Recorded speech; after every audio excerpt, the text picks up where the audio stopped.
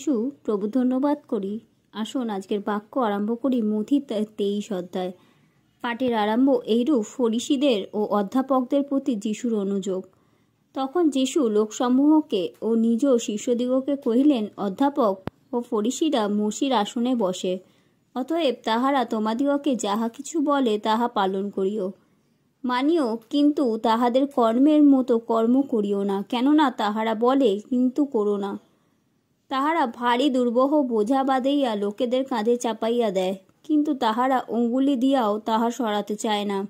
তারা লোককে দেখাইবার জন্য তাহাদের সমস্ত কর্ম করে, কেননা তাহারা আপনাদের কবচ প্রশস্ত করে এবং বস্ত্রের থোপ বড় করে, আর ভোজে প্রধান স্থান, সমাজগৃহে প্রধান প্রধান আসন, হাটে বাজারে মঙ্গলবাদ এবং লোকেদের কাছে রবি গুরু বলিয়া সম্ভাষণ এ সকল ভালোবাসে। কিন্তু তোমরা রবি বলিয়া সম্ভাষিত হইও না, কারণ তোমাদের গুরু একজন এবং তোমরা সকলে ভ্রাতা।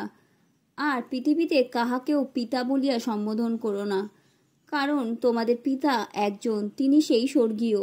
তোমরা আশ্চর্য বলিয়া সম্ভাষিত হইও না, কারণ তোমাদের আশ্চর্য একজন, যিনি খ্রিস্ট। তিনি তোমাদের মধ্যে যে ব্যক্তি শ্রেষ্ঠ, সে তোমাদের পরিচারক হইবে। আর যে কেউ আপনাকে উচ্চ করে তাহাকে নত করা যাইবে, আর যে কেউ আপনাকে নত করে তাহাকে উচ্চ করা যাইবে। কিন্তু হ্যাঁ, অধ্যাপক ও ফরিসীগণ, কপটীরা, ধিক তোমাদিগকে, কারণ তোমরা মনুষ্যদের সম্মুখে স্বর্গরাজ্য রুদ্ধ করিয়া থাকো। আপনারাও তাহাতে প্রবেশ করো না, এবং যাহারা প্রবেশ করিতে আইসে তাহাদিগকে প্রবেশ করিতে দাও না। হ্যাঁ, অধ্যাপক ও ফরিসীগণ, কপটীরা, ধিক তোমাদিগকে, কারণ একজনকেও যিহুদি ধর্মাবলম্বী করিবার জন্য তোমরা সমুদ্রে ও স্থলে পরিভ্রমণ করিয়া থাকো, আর যখন কেউ হয় তখন তাহাকে তোমাদের অপেক্ষা দ্বিগুণ নারকী করিয়া তোলো। হ্যাঁ, অন্ধ পথদর্শকেরা, ধিক তোমাদিগকে, তোমরা বলিয়া থাকো, কেউ মন্দিরে দিব্য করিলে তাহা কিছুই নয়, কিন্তু যে কেউ মন্দিরস্থ স্বর্ণের দিব্য করিল সে আবদ্ধ হইল।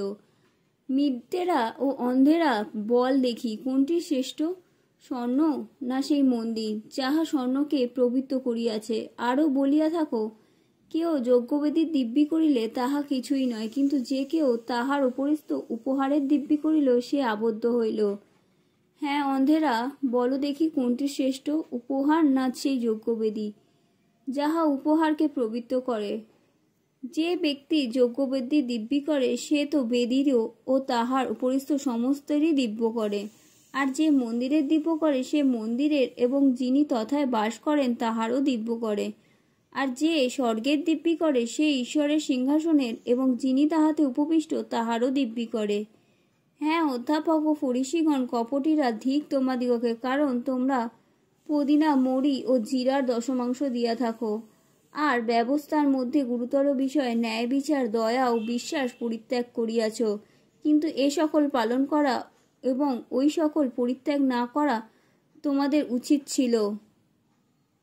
অন্ধ পথদর্শকেরা, তোমরা মশা ছাঁকাইয়া ফেলো, কিন্তু উট গিলিয়া থাকো।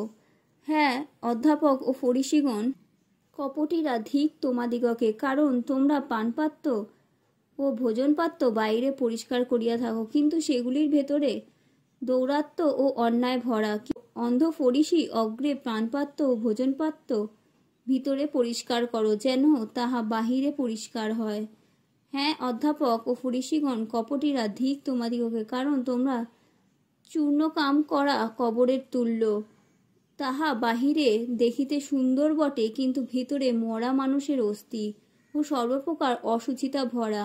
তদ্রূপ তোমরা বাহিরে লোকেদের কাছে ধার্মিক বলিয়া দেখাইয়া থাকো, কিন্তু ভেতরে তোমরা কাপট্য ও অধর্মে পরিপূর্ণ।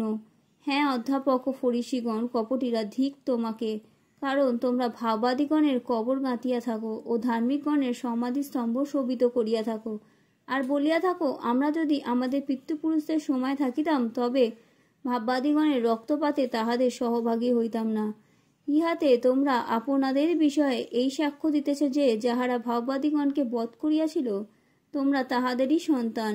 তোমরাও তোমাদের পিতৃপুরুষদের পরিমাণ পূর্ণ করো। সর্পেরা, কালসর্পের বংশেরা, তোমরা কেমন করিয়া এই কারণ দেখো, আমি তোমাদের নিকটে ভাওবাদী বিজ্ঞ অধ্যাপকদিগকে প্রেরণ করিব। তাহাদের মধ্যে কতকজনকে তোমরা বধ করিবে ও কুশে দিবে, কতকজনকে তোমরা সমাজগৃহে কোড়া মারিবে এবং এক নগর হইতে আর এক নগরে তাড়না করিবে, যেন পৃথিবীতে যত ধার্মিক লোকের রক্তপাত হইয়া আসিতেছে সে সমস্ত তোমাদের ওপরে বর্তে। ধার্মিক হেবলের রক্তপাত অবধি বক্ষের পুত্র যে সকরীয়কে তোমরা মন্দিরের ও যজ্ঞবেদীর মধ্যস্থানে বধ করিয়াছিলে তাহার রক্তপাত পর্যন্ত। আমি তোমাদেরকে সত্য কইতেছি, এই কালের লোকেদের ওপরে এই সমস্তই বর্তিবে।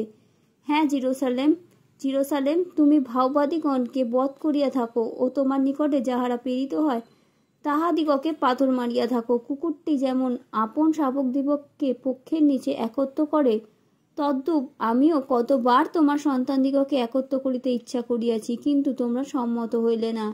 দেখো, তোমাদের গৃহ তোমাদের নিমিত্ত উৎসন্ন হইয়া পড়িয়া রইল। কেননা আমি তোমাদিগকে বলিতেছি, তোমরা এখনো অবধি আমাকে আর দেখিতে পাইবে না, যে পর্যন্ত না বলিবে, ধন্য যিনি প্রভুর নামে আসিতেছেন। আমেন।